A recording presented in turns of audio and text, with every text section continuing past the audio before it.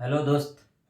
Last day हम लोगों ने डिस्कस किया about the due diligence and today we will discuss the due diligence of the property. Last day we the due diligence of the person. Now we will discuss about the due diligence of the property for bank credit facilities. तो whenever you are going to give any loan to the any applicants, we have to conduct the due diligence of the property. मतलब verification of the facts and figures. Property due diligence में हम लोग क्या क्या देखते हैं. First, as a banker we have empanel valuer and empanel lawyer. Valuer, empanel valuer, empanel valuers जो रहता है वो उससे हम लोग क्या देते हैं, प्रॉपर्टी का वैल्यूएशन रिपोर्ट लेते हैं. वैल्यूएशन रिपोर्ट लेते हैं हम लोग. और फ्रॉम इम्पेनल लॉयर से हम लोग लेते हैं title search report, TSR, title search report, only legal opinion. तो first we have to conduct the valuation report and title search report to verify the legal clearance of the property and to assess the market value of the property. But different banks have the different specific formats to assess the valuation to for valuation reports and for title search reports. Valuation report में guideline date, reference rate and market rate रहता है. तो उसके base करके valuation report देते हैं. Third, और various specific format रहता है. ईच एंड एवरी फॉर्मेट में ईच एंड एवरी कॉलम आपको पढ़ना है. लीगल रिपोर्ट को भी स्क्रूटनी करना है एंड पढ़ना है. पढ़ने के बाद आपको डिसाइड करना है whether to accept the property offered as a security और नॉट. अब सिक्योरिटी का acceptance of the value. Branch head, public branch official, processing officer, उनको वैल्यू एक्सेप्टेंस करना होता है. तब बेस्ड ऑन द प्रॉपर्टी, कोई प्रॉपर्टी एकदम रोड साइड के बाजू में रहता है, कोई प्रॉपर्टी रोड से थोड़ा गली के अंदर जाना होता है, तो उसके बेसिस में वैल्यू डिपेंड करता है. तो आपको physical inspection mandatory. Physical whether you have whenever you will accept physical inspection of the property of the security, आपको मैंडेटरीली करना है एंड चेक करना है where it is situated. And उसको geo tagging map, geo Google camera की तरह जो photo लेता है जिसमें लैंगिट्यूड, लैटिट्यूड, प्रॉपर एड्रेस मिलता है, तो वो चेक करना है. और always you have to verify the property. Inspection of the property कैसे करेंगे?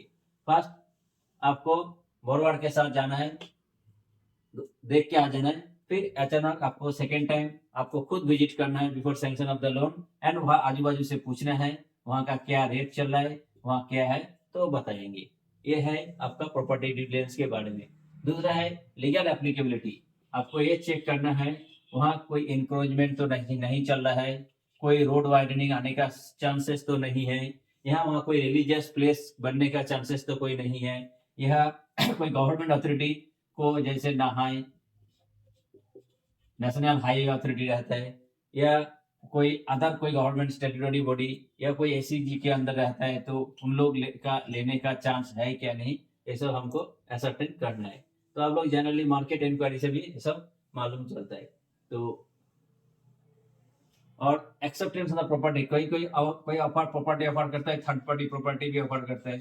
थर्ड पार्टी प्रॉपर्टी मतलब जो लोन ले रहे वो छोड़ के, अदर देन उसके क्लोज रिलेटिव छोड़ के भी अगर कोई प्रॉपर्टी देते हैं, ऑफर करता है, तो उसको थर्ड पार्टी प्रॉपर्टी कहते हैं as a collateral.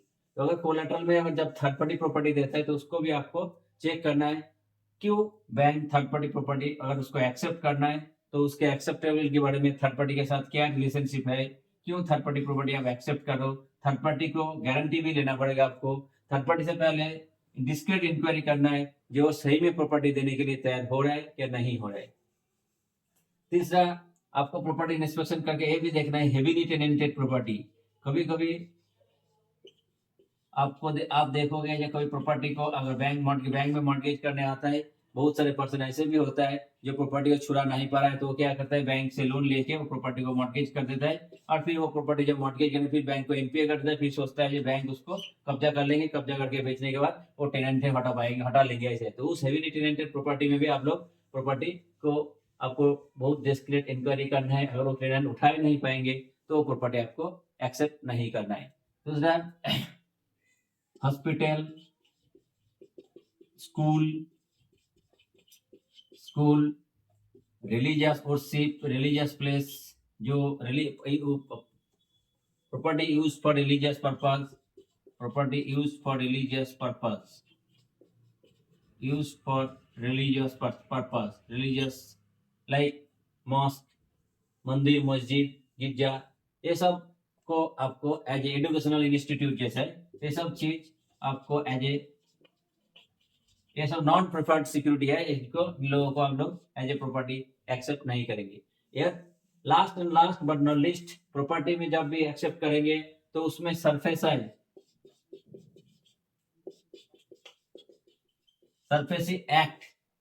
Act applicable है क्या नहीं, वो आपको वेरीफाई करना है। ऑलवेज जो लीगल ओपिनियन देते हैं वो लीगल ओपिनियन को आपको चेक करना है, उस लीगल ओपिनियन में whether he has written it that SARFAESI act applicable और नॉट, तो आपको लिखवाना है।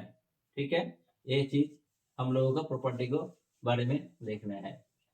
Thank you for this today's due diligence of the property. Next day we will discuss about the financial due diligence for loan assessment. Financial due diligence is a very important aspect, and you must see afterwards that financial due diligence of loan assessment. Financial due diligence देखोगे तो आपको बहुत सारे loan proposal में बहुत सारी चीज आप सीख जाओगे जो आगे के लिए आपको काम में आएंगे। तो इसीलिए हम लोग बोलता हूँ आगे देखते रहिए, आगे बढ़ते रहिए, सीखते रहिए।